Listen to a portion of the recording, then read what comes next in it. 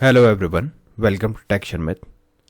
In this session, we are going to discuss about another very important topic of medical terminology, that is suffixes. Prior to this session, we discussed about prefixes and we discussed what is exactly the prefix is, and we also explored a couple of examples to understand the purpose of prefix, right? Similarly, from this session, we will talk on suffixes because they are also one of the important part of the word, or you can say medical terminology. Okay, so we will proceed in the same way. Firstly, I'll explain you what is suffixes in medical terminology. Then we will explore some of the examples to understand how suffixes are utilized in medical terminology. Okay, but before we proceed further, I would like to recommend you to please go and check out the previously released sessions first, because they all are in proper sequence and sync. So if you follow them sequentially, then it would be much more easier for you to understand the ongoing topic. Because for time being, we are just mainly focusing on how to use suffixes in medical terminology, or how to understand what meaning are provided by the medical terminology through suffixes. Okay, so let's proceed further. Here I will firstly we will discuss the definition, like what exactly the suffix are. So you can say that suffix are the part of word that are located at the end of word. Okay, so if we have one medical terminology, so if you want to see what is suffix, so you need to look at the end of that medical terminology, because suffixes are the part of word that are located at the end of medical terminology. Okay, but although like it is in the end, but it can alter the meaning of medical terms. Yes, so they are very important, because if you are adding any suffix to any terminology, then it is generating some information from there. Okay, it has their specific meaning of it. So that's why we always say that suffix can alter the meaning of medical terminology, and that is the reason it is very important to spell and pronounce suffixes correctly, because if you are not pronouncing it correctly, then you might change the meaning of the actual terminology. Okay, that's why it is highly recommended to try to spell and pronounce suffixes in a correct manner. Okay, so I think definition is quite clear, that suffixes is something that are present at the end of the medical terminology. From there it generates some meaning, or it provides some information that we have to understand, and it is very important to pronounce and spell the terminology correctly with the suffixes. Okay, now we will talk on the example. So here you can see I have noted down one simple example, which is cardiac. So cardiac means it is something related to heart. Okay, but here if you look at the last two characters of this word, so you will find that this is the suffix. So this AC, or you can say ac, is the suffix that is providing some information regarding the terminology. And what all information they are providing, for that I'll show you some examples, because through examples it would be much more easier for you to understand like what exactly it is providing as an information. Okay, so let's proceed further. Here you can see I have created a one simple table which contains some suffixes, some meanings, and example of those suffixes. So one by one we will explore all. The first suffix is AC, or you can say ac. The meaning of this suffix is pertaining to or related to. Okay, so whenever there is a relation, whenever there is a requirement of explaining some relation between a medical term, then in that case we will utilize what? Suffix, ac suffix. Okay, for example, here you can see one word or one terminology is mentioned as cardiac, which we already saw in the example, right? So cardiac means pertaining to the heart, or you can say it is related to the heart. Okay, so what exactly the term suffix ac is representing here? It is showing that something is related to what? Cardiac. Cardiac means heart. So if something is related or pertaining to heart, then we will utilize the suffix ac. Likewise, for iliac, you can see it is pertaining to the ilium, which is a part of the hip bone. and that's why we are utilizing the suffix ek. In the same manner, we have hypochondriac. Hypochondriac means pertaining to the upper abdominal region beneath the ribs. Okay, so if let's say if a person is diagnosed with some disease that is affecting the upper abdominal region beneath the ribs, then in that case we will utilize the terminology hypochondriac, which is pertaining or related to the upper abdominal region. Clear? Then similarly we have another suffix example, which is blast, blasto and blastic. So these three kind of suffixes are mainly used to instruct some information related to bud or germ. For example, osteoblast. What is the meaning of osteoblast? So this is a medical terminology where we are using the suffix blast.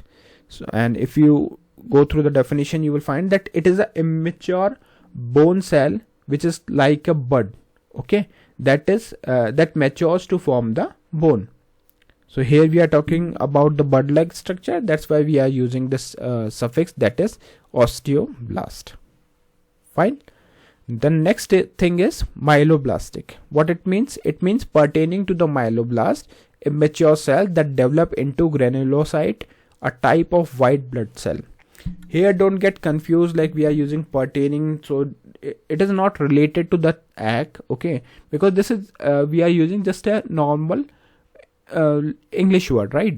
So here don't get confused, and in fact, like there are many exceptions, or I would say there are many alternative ways to represent one thing through multiple ways. That's why it is always better to focus on one part at a time and don't get confused between those. Okay, so here we're talking about myeloblastic, which is pertaining to myeloblast, that is the immature cell that develop into granulocyte, a type of white blood cell. So again we are talking about the bud and germ like structure.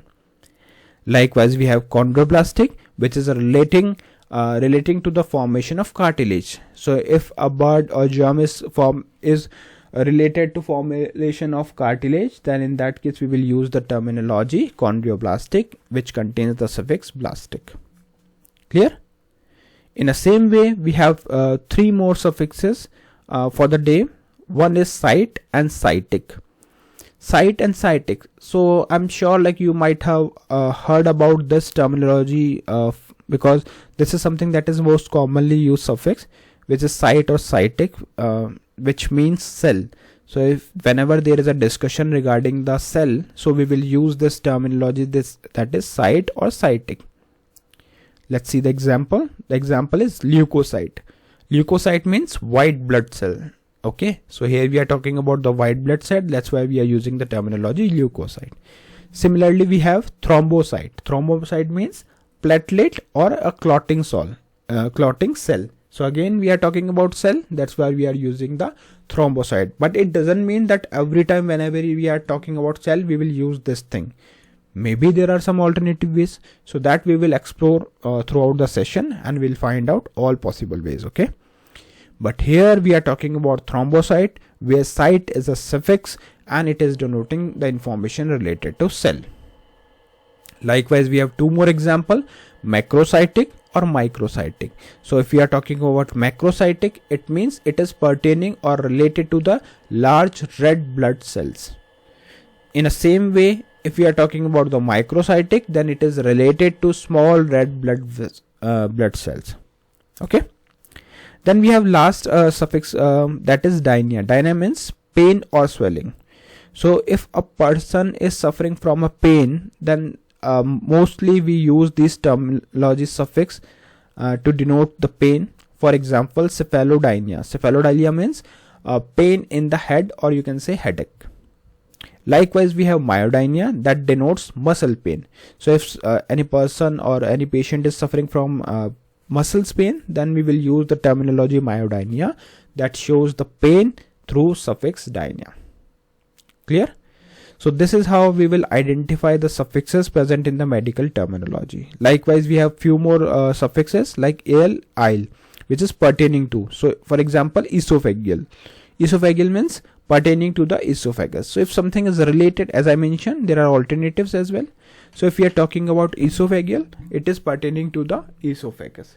Likewise, peritoneal. Peritoneal means pertaining to the peritoneum lining of the abdominal cavity. So if something is there where we want to denote the lining of the abdominal cavity, then we will use the terminology peritoneal. Now we have last suffix for the day, that is ectasis. Ectasis means it is related to expansion or dilation. Okay, so whenever we want to show the expansion and dilation, then in that case we will use this suffix in the medical terminology, like bronchiectasis, that is abnormal dilation of the bronchi. Similarly, we have angiectasis, that is dilation of a blood vessel. Okay, so yeah, these are the all suffix which I wanted to share with you all in this session. And we all know, like, there are multiple suffixes, prefixes are there, so it's sometimes it's a bit challenging to learn all these things, but don't worry. What we will do in every session, I'll refresh your knowledge by asking some questions. So you just need to write the answer of the question in the comment section. It will help you in two ways. One, it will help you to remember the actual concept, so you can test your knowledge whether you are learning the things in a correct way or not. And secondly, if someone is not aware of that thing, so they can directly refer it from the comment section. So today's question is, what is the difference between prefix and suffix? So in case if you know about the prefix, because we have already covered it, so you can simply write the comment, and it is not needed to write in a longer way. You can just write it in a short way. Okay, so what is the difference between prefix and suffix that you can share? All right, so yeah, that's all for today. In the next session we will discuss few more things. So thank you for watching Tech Sharmit.